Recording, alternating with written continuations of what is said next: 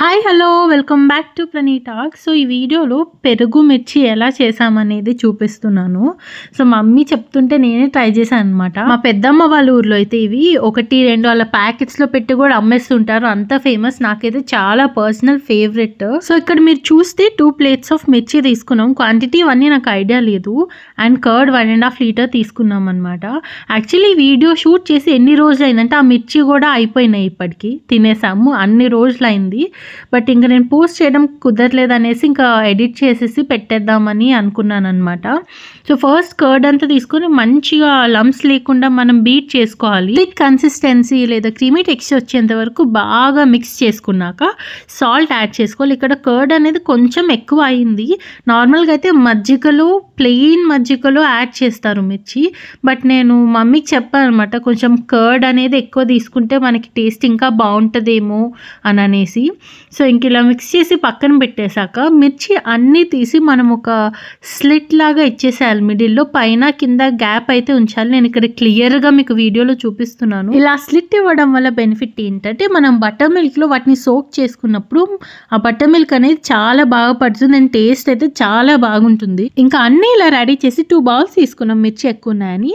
And మీరు కర్డ్లో మంచిగా మీకు కావాల్సినంత వాటర్ వేసి బీట్ చేసుకొని పెట్టుకోండి. మేమైతే ఎక్కువ వాటర్ వేయకుండా చిక్కగా ఉండేలాగా చూసుకున్నాం. స్టార్టింగ్ ప్రాసెస్ చాలా ఈజీ, కానీ ఇవి సోక్ అయిన తర్వాత ఎండ పెట్టడం చాలా కష్టం అండి. ఫస్ట్ అయితే మనం ఒక 2 days అయినా వాటిని కదపకుండా ఒక సైడ్కి పెట్టేసుకోవాలి. అండ్ తర్వాత డైలీ మనం ఒక్కసారి చేత్తో కలిపేసుకోవాలి.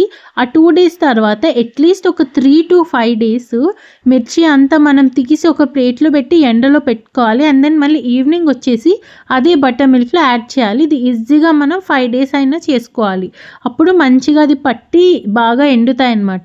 మేజర్గా మనకి ఇక్కడ అదే కదా, ఎంత ఎండితే అంత మళ్ళీ బటర్ మిల్క్లో వేసినప్పుడు ఆ జ్యూస్ని బాగా పీల్చుకుంటుంది, టేస్ట్ అనేది చాలా బాగా వస్తుంది. ఈ ప్రాసెస్ అంతా అయ్యాక మజ్జిగ ఏం చేస్తారు అని మీకు డౌట్ వచ్చిందా?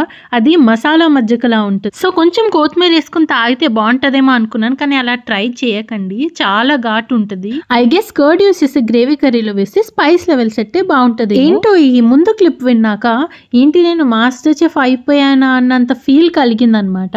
ఆబ్వియస్లీ మమ్మీ హెల్త్తో చేశాను, సో ఇలా టర్న్ అవుట్ అయ్యాయి. అండ్ కొన్ని మిర్చి ఉంటే బజ్జీ కూడా చేసుకున్నాం అనమాట. ఐ హోప్ మీ అందరికీ ఈ వీడియో నచ్చింది అనుకుంటున్నాను.